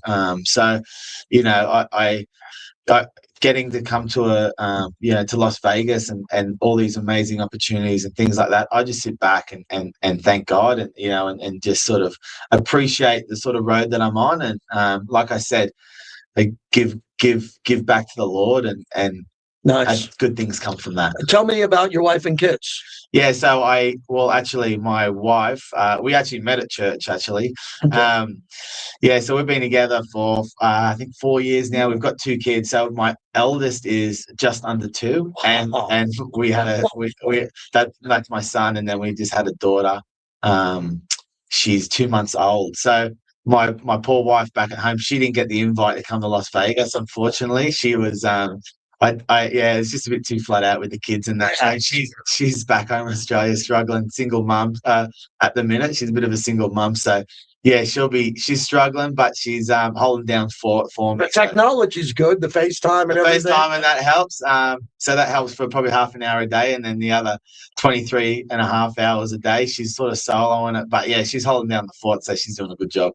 Thanks, my friend. I appreciate you very much. How about this, everybody? What a great guest to have. I'll never forget this. Max King, a Bulldog here. We're going to be talking about NRL the entire rest of the week. Come on out if you're in Vegas. Head on out to Allegiant Stadium. See it to believe it. The strength, the pace, the passion of the fans. It's second to none. Thanks again to everyone at NRL for setting this up, and the great Max King. We'll be back next on Raider Nation Radio. Good. Good day. That was fun. I hope that's one of the better ones you did. Yeah. Good. Let's get a quick photo and you can send that to me. I appreciate that. Get it back here. Hold on. So when's your big game, the rival game? Saturday? Saturday. Yes. Saturday. At Allegiant. Oh my God, that's going to be great. Jason, I think when you start talking about letters, Great. Thank you. Awesome. Take care. Thanks for coming in. It means a lot to us. I appreciate All the best. Take care. Take care. Thank you, guys. Thank you. Thank you. Have a great trip. Yeah, please do. Have a great trip. Good on you guys. Take care, man. God bless you, man. God bless you. That was fun. You meet people like that, you appreciate it. Oh yeah, get that. Thanks. Great. Thanks, Ron. Hey, I hope you enjoyed that. Did you enjoy that at all? Are we all here? I don't see anybody in the chat. Everybody like that? Someone get in the chat. Always bet on black. There are 10 casinos across the valley. Game get out of hand. Cole. Guy's a big guy, man. That's a big guy. All right, Rhett Lewis will be calling us. We are open on the phones if you want to get through. 702-365-9200. Don't. 2 working days in advance? Any parting words? And I'm guessing they will be. Brought to you by Southwest Gas. Hey, Las Vegas, are you tired of plumbing prices that break the bank? At 365 Plumbing, we're bringing fair pricing back. Family owned and operated, we treat your home like it's our own. For your everyday plumbing needs, we're here 300. You know what? We're not getting the comments. We're not seeing comments for some reason. We'll figure it out. Heater right now. For a limited time, take advantage of our water heater flush special for only $26. Visit us at 365plummingnv.com. 365 Plumbing, because where the water flows, 365 Plumbing goes. Open a Clark County Credit Union high-yield bonus checking account and earn one of the highest rates available just for using a checking account. Plus, bonus checking offers peace of mind, security, smart savings. There are so many benefits to banking at CCCU. It's about time you became a member. Open a bonus checking account today and start earning more interest. Because if somebody's making money off your checking account, shouldn't it be you? Funds privately insured by American Share Insurance. 1877 Cars for Kids. KARS Cars for Kids. 1877 Cars for Kids. Donate your car today. Call 877 Cars for Kids to reach your friendly live agent. Donation's super easy and your car can be picked up by tomorrow. Call now or go to carsforkids.org. 1877 Cars for Kids. Donate your car today. Did you know you could donate real estate too? When you need cash, how quickly can LendingStore.com connect you to a lender faster than this commercial? Whether you need cash for a medical bill, groceries, or rent, LendingStore.com's network of lenders makes it quick and easy. In less time than this ad, you can fill out a few fields at LendingStore.com and find out if a lender can get you $500 to $5,000 as early as tomorrow. So visit LendingStore.com today for details. See website for details. Lending Store is not a lender and does not make credit decisions. Must be 18 years old, not available in all states. Modelo is an official cerveza of the Las Vegas Raiders and the JT the Brick Show. Modelo Especial is a rich, full-flavored Pilsner-style lager, delivering a crisp, refreshing taste, brewed with fighting spirit since 1925. Flower Shift by NV Energy is all about taking savings to the next level. Check it out. These products and services save energy and money. There are discounts and rebates on energy-efficient devices and free smart thermostats. Take savings to the next level at nvenergy.com/PowerShift. PowerShift by NV Energy. This is what we do. Come celebrate leadership, service, and student success at Crystal Ray St. Viator's Executive of the Year Luncheon. Join us on March 11th from 11 a.m. to 1:30 p.m. at the Rio Hotel and Casino for an inspiring afternoon honoring Tony F. Sanchez III of NV Energy as Executive of the Year and Catholic Charities of Southern Nevada as a Business Partner of the Year. All right. Meaningful stories. And chance Can you play some Metallica? Metallica just announced they're playing. Something powerful. CrystalRaySt.Viator.org.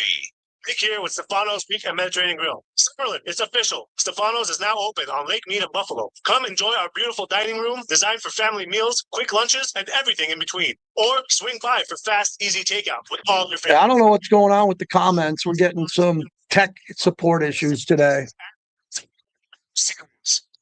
Must-try fries are cooked in 100% avocado oil. The new Stefano's in Summerlin is now open. Come taste what everyone's talking about. I watched episode 5 and 6. A Night of the Kingdom, the Game of Thrones spinoff prequel. Wow. Loving it. Loving the little kid. He's fantastic. Been operated serving Southern Nevada since 2015. There are no surprise costs or hourly rates. Get a totally free estimate with upfront pricing from AC. I think I got Rhett Lewis's number, just a text. To tuning in your AC and heater, don't just call anyone. Call the boss. Boss Plumbing and HVAC.com. Raider Nation, starting Monday, February 23rd, Raider Nation Radio 920 will be live in Indianapolis for the Scouting Combine, bringing you all the sights and sounds from the stars of tomorrow and any rumors and reports that come out about veterans that could be on the move. The Raiders 2026 roster construction starts in Indy and we'll be there, starting with Vinny Bonsignore as part of the morning tailgate and wrapping up every afternoon with me and Unnecessary Roughness from 2 to 5 p.m. Our coverage of the 2026 Scouting Combine here on Raider Nation Radio 920 is brought to you by Silver State Refrigeration, HVAC, and Plumbing. Welcome back to the JT the Brick Show, brought to you by the Black Hole. Become a member of football's most notorious fans.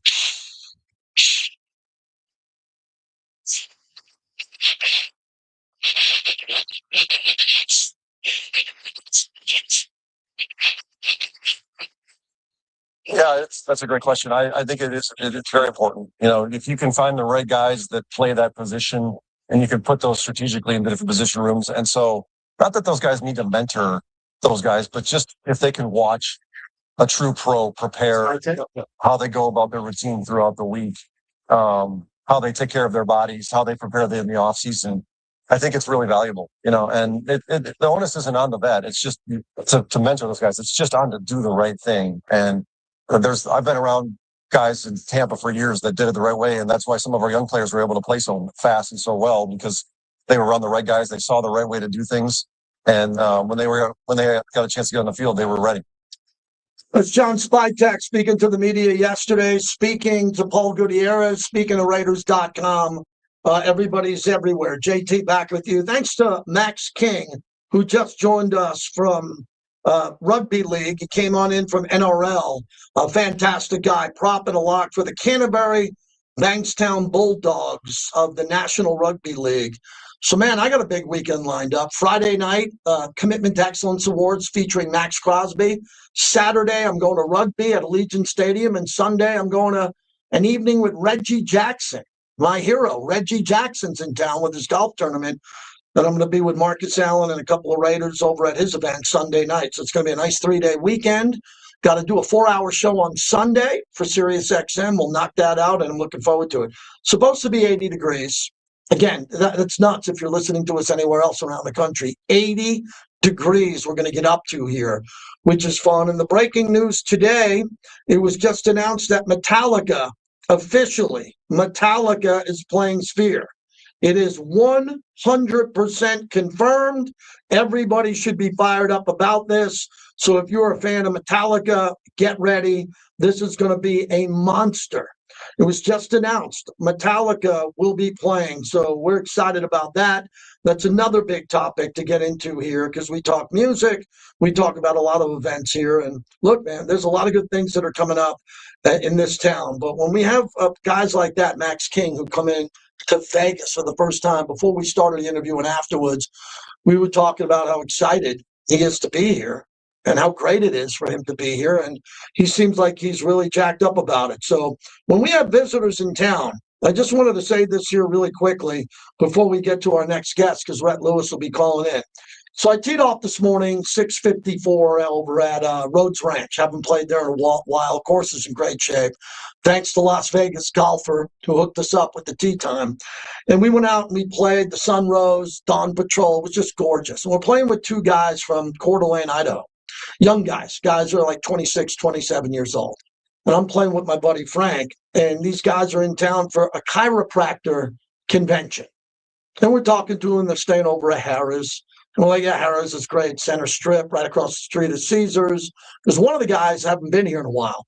And we would tell them, you know, here's what you should do if you go here, there. They were thinking about going to Sphere for Eagles. They're asking us about restaurants. We were giving them our restaurant friends and all that. And I said, in between shots, we were in the golf cart. I said, what are you worried about on this trip? What have you heard about Vegas? And the one guy looked at me, 24-year-old. He said, I'm not worried about anything, but everything's really expensive. And I go, what do you mean? He goes, just everything was expensive when we got here. The cab was expensive. When I got to my room, it was expensive. I went downstairs to get breakfast. It was expensive. Okay. Let's treat our customers better. Let's treat our tourists better. Let's make them feel so fired up when we have visitors here and they're coming here on business, Clay, that they want to come back. We don't want what's happening now in Vegas. We're getting some one and dones. We never had one and dones. We used to have people that came out 4 or 5 times a year, or every year, or every other year. We're getting a lot of one and dones now because they're not liking their experience the way they should. And most of it's because of price points. And we got to control that so more and more people want to come back. When your first impressions of coming into the room and then going downstairs to eat, if all you are flooded with is negativity and it's not affordable, then you got a problem. That means you're failing, because customer service used to be what Vegas was great at for 3 decades or more. You have to go and make sure that is a positive experience when you start out on a fresh start. You got to make sure that you have that repeat business, because that first impression is the strongest. Yeah, the difference between Vegas and other places, and there's a lot of great places, when your plane lands in Vegas, the entire plane claps, right? Everybody's, oh, we're in Vegas, man. Oh, my God, we're in Vegas. People aren't like that when they land at FSO, or if they land in Sacramento, or if they land in Dallas. They're happy the plane landed. That's the most important thing, but they're not sitting there clapping. We have an audience here in Las Vegas that wants to come out for the biggest events in the world, and we got a lot of Aussies in town, a lot of rugby players in town here. Treat them well, just like we treat the cowboys and cowgirls great when the rodeo comes to town. And then we have the Fraternal Order of the Men in Khaki Pants. And I'm looking to do something different this year. We got to get with some of our partners who want us to be involved here for March Madness. We have a window. We have a window with this show for March Madness that I normally don't have. So we want to help out our partners or anybody else who's looking to do something for March Madness. Reach out to me at JT the Brick on X, and we'll try to help you out, because March Madness is right around the corner. So earlier we heard a little bit of Clint Kubiak, who sat down in front of Q Myers, and there were a lot of Raider Nation. Vinny Bonsignor was there, and he seemed pretty comfortable in that spot, but it's got to be pretty overwhelming for him. I remember last year Pete Carroll went to the Combine, and he showed up at the podium, and everyone was like, oh, my God, look at Pete Carroll. He's wearing some gray, silver, and black outfit. He's a Raider. I mean, for decades, they're sitting there watching him at the podium for the Seahawks. And there was a buzz about Pete Carroll. And then Pete Carroll didn't make it 1 year because the team played poorly. Now Clint Kubiak shows up there, seemed to be very low-key. John Spytek did a lot of the media, and now they get into the lab. They go into the suite. If you go to the Combine, each team has their own suite, and they sit there with their scouts and coaches and staff, and then they start analyzing and talking. And what's cool is the GM or the coach might leave the suite and go 2 suites down to talk to another coach and another GM, and these are how potential trades begin. And what happens? Those guys are there. It happens in restaurants and bars and hotel lobbies. And they try to talk. They try to talk and get going. So we're excited about that. We're excited about the Raiders making some deals. Rhett Lewis is going to join us in 1 minute. So we're excited to talk to him from the Combine. And then take your calls at 702-365-9200 if you want to get in. Big topic all week long was the hockey team. The hockey team was at the Oval Office, at the State of the Union, at the White House yesterday. I think those guys are having a blast. They're having an absolute blast, which is fun to see, man. When you win a gold medal over Canada, you better be drinking a lot of cold beer, traveling and going to a lot of nightclubs singing Freebird. And that's exactly what they're doing. And I think it's great that they're having an unbelievable time and doing great things. That's the way it should be. 702-365-9200. Great to talk to Rhett Lewis whenever I can get him on from NFL Network and the work he does with the Raiders. It's always a pleasure. Rhett, what's different this time at the Combine for you? Give us an early Combine connection story and how happy you are to be there, because those who are traveling from back east with the snowstorm had a little bit of a difficult ride, huh? They did. I did not, thankfully, coming from Los Angeles. Yep. But, it is always, as an Indiana football alum, it is always great to be back home again in Indiana, especially when you're running around rolling through the Champions Tour, which is what I'm calling this. I'm a champion brick, and so is the person I believe will be the Raiders' #1 overall pick in Fernando Mendoza. It is great to see a bunch of Hoosiers here in the Combine. Fernando, one of a program record 9 Combine attendees from the national champ. So that is consumed my line of thinking over the course of the first couple of days. So for all your years of doing this, when we know who the projected most likely number one is going to be, how is this one different from a Raider perspective with the way Spytek and Kubiak are handling the obvious questions? There's not going to be most likely a trade partner. The Raiders wanted to trade up for Jaden Daniels. That was never going to happen. So as you're covering it in real time in Indianapolis, what's it like knowing the number one pick overall is pretty much not available in a trade? It's kind of crazy. It does feel early, right? That we've arrived at what is a consensus, number one pick result. Now there are years where we feel like, all right, you got a quarterback needy team up there. You got a quarterback that we think is there, and maybe it's between two guys, and they're kind of playing this thing out as the weeks go on. You go through the pro days. I even think that was the case last year until we got done with the pro day, Miami's pro day with Cam Ward. I think there was still a little bit of like, okay, and then obviously the Shador thing took on a life of its own once we got to the draft. But there was some back and forth there. And, this is a credit to Fernando, right? That it is such a slam dunk right now. Now, I know the Raiders have done the right thing. Obviously, John Spytek is an extremely intelligent dude. He's going to go through the whole process as any GM would. But, I mean, when he was saying what he looked for in a quarterback, he basically read out of Fernando's draft program. The guy that prepares maniacally, toughness, mental fortitude, like the whole thing. That's Fernando checked all the boxes for me, but. And let's go around the league. That's what I wanted to get into with you. As you see other teams such as the Jets, Aaron Glenn said, I'm going to take over defensive play calling. Well, yeah, you have to, because you're going to get fired if the team wins only 3 or 4 games. And then I look at Minnesota, and Minnesota's entertaining other quarterbacks. Well, didn't we get rid of Sam Darnold and Cousins? And now you have J.J. McCarthy and their second thoughts, and maybe a couple other storylines in Indianapolis that you think are big. Yeah, look, I think the Jets is an interesting one. I think they're going to have their pick, obviously, of the top defensive players in the draft, which they need pretty badly. And I think it ultimately is going to come down to, which edge rusher do they feel like is the biggest game changer at number 2. A lot of folks think it's Arvell Reese from Ohio State, who has, is going to have insane measurables, but it's probably a little bit more raw and is more of like I don't want to call him a one-year wonder because that has a negative connotation, but, a 1-year impact player at Ohio State. David Daly, you can watch the last time we saw that dude on the field, and he absolutely destroyed the Oregon Ducks, who had 2 pretty damn good tackles out there. I tend to kind of feel a little bit more on the Bailey side of things there. I think he's more of a refined edge rusher. And then Reuben Bain is like the bull in the China shop. So like those 3 guys I think are kind of in the mix up there for those teams. And I think the Cardinals at 3 as well.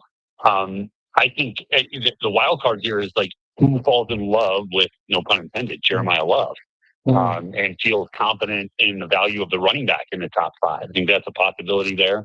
But the storyline that I'm really intrigued about is once we get beyond Fernando Mendoza, I think you've got a group of quarterbacks that are kind of on a redemption tour, Rick, from Garrett Nussmeier to Drew Aller to Cade Klubnik, guys who had subpar 25 seasons after a ton of high expectation coming off the 24 campaign.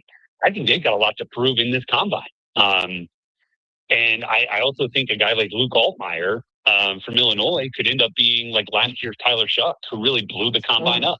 So I think the quarterback position has a ton of intrigue, even with Fernando not throwing. Rhett Lewis is our guest. So I've been asking all of the guests that have joined me on multiple platforms about your opinion about free agency or trades compared to the draft. Does it feel like it's a little bit of a weaker draft, or the big picks are going to go early and these younger GMs are going to say, look, I want to do a trade. I want to get a free agent. But a lot of teams, because of the cap going up, Red, are saying, no, I don't have to get rid of one of my good players. I can keep them because I got more cap money. You know what's funny? JT is like that. You just basically gave the synopsis of what's going on in college football right now, but with the NFL, right? It's like, college is trying to retain their players, and they've got more money now to spend to keep them. in college, and like it's the transfer portal. We'd rather have a proven player than a guy out of high school that's maybe unproven. It's kind of funny, the similarities there. But I think you're kind of spot on there in that. However, I do think that this draft will provide a ton of value. I think there's more depth than there is super elite level players, and that's okay too. Because I mean, like championship teams are built with depth.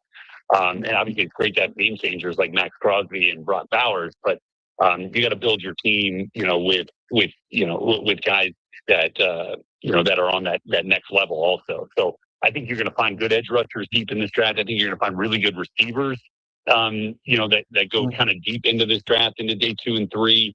I think there's a lot of ways to improve your team through this draft, even if it's not with a top 5 pick. What do you think happens with Tyler Linderbaum, who's the best center available, only 26? I don't know how the Ravens with Lamar let him out of the building. And if he does, as a free agent, want to test the market, I have in my notes 7 or 8 teams that would move mountains to go get him. Is he the prize free agent when it comes to the offensive line?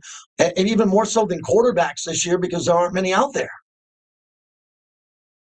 Yeah, I think, Brick, a player like Linderbaum, I'd just be shocked if the Ravens really let him out of the building. Me too. Like, that's a hard one for me to wrap my head around. Now, there are some good centers in this draft. Now, they're not guys like Linderbaum who you would have used a first-round pick on, per se. But I think there's some dudes in here that certainly merit some consideration there and could be starters in relatively short order. We saw a couple of them at the Senior Bowl.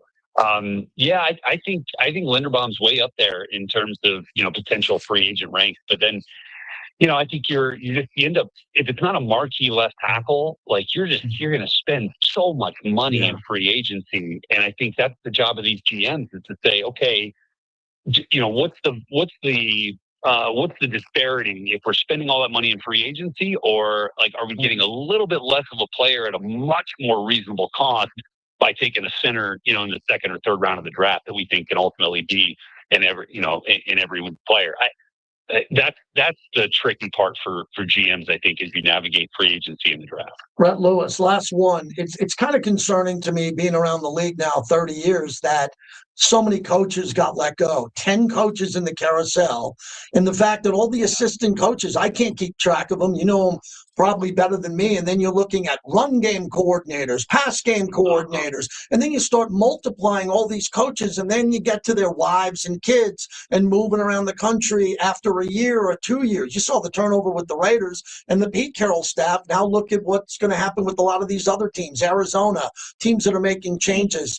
Is this out of control, in your opinion, where we shouldn't see movement like this? There shouldn't be 8 to 10 coaches every year losing their jobs. Yeah, look, I think there's a lot that goes into that. Rick, we could fill an hour talking about the what goes into a coach, and obviously you want to have, if you're one of these coaches, you obviously want to go to a place that has strong ownership, and understands ball, and has a good good infrastructure in place, to come in there and make some things work, because how much time do you have to spend away from football to get things right, and how much time are you taking away from football to make sure that all aspects of the organization are working? I think the best coaches are the ones that have the best relationships with their GMs, and who kind of really are arm in arm and lockstep and wear out the carpet between their two offices, and understand what each guy needs to win. And I think you're seeing that. And I thought there's some really good hires out there. Obviously, I think Clint and John and Tom are going to be great together. And I think the Cardinals, are a really interesting group now, with Mike LaFleur and Monty Ossenford. But yeah, I mean, 10 feels like a lot. I mean, we basically turned over the whole league in the last 3 years, if you think about it. Thanks, Rhett. I appreciate your time. I know you've been real busy and you got a lot going on there. Continued success, great coverage on all your platforms, and I hope to see you real soon. You got it, Brick. Thanks, bud. Rhett Lewis, NFL Network, and all the other platforms he's on. Great to talk to him. And look, there's not a lot for me to say. There's not. I've been doing this a long time. When I get people on from the combine, I don't care about the 4th round. I don't. I don't care about some linebacker out of Louisville that might be a 6th-round pick. It's not good radio. What's good radio is talking about Mendoza, talking about the coaches, talking about free agency. And then something's going to pop at the combine. Someone's going to run a 4.23, and everybody's going to go nuts. And I like that topic. I want to know what the Raiders are thinking, what other teams are thinking. And that's what makes the combine interesting. And you should all be happy at Raider Nation Radio that Q and Vinny are there, and they're doing a great job trying to make sure that you're getting all the content on the radio that you need and you expect there, because there are radio stations that are there, but not many have the presence that we have. Also, our new teammate, Brandy Flores, who's in charge of all of our social media, give her a follow. She's doing a great job, _Brandy Flores, Flores, like Tom Flores, Brandy Flores. She's got some really good content going up, video, all of that. That's something brand new, much needed around here, and we got it. So I'm really excited about that as we wrap it up on the other side. What a wild show today. You got a full-service radio show today. You had a rugby player in studio. You had Rhett Lewis from Indy. We had Bill Williamson. I mean, we're rolling today. Clay put together, along with myself, a good lineup today. And we'll say goodbye on the other side. We'll get it out to Indy with Vinny and Q coming up next. And to the bricklayers, thanks for following us on YouTube. Everyone needs to follow us on the YouTube, everybody. Wow, good stuff, good stuff. Yeah, good stuff. I'll see you tomorrow. Oh, the JT and Looney podcast. JT and Looney podcast right here on this channel. Come on, get in there, man. Join us in a couple hours. It's either going to be 2:30 Pacific or 4. We're going to get you up there. We're going to get you up here. So get on in here. Get on in here and get it going. All right? JT and Looney podcast, man. Weekdays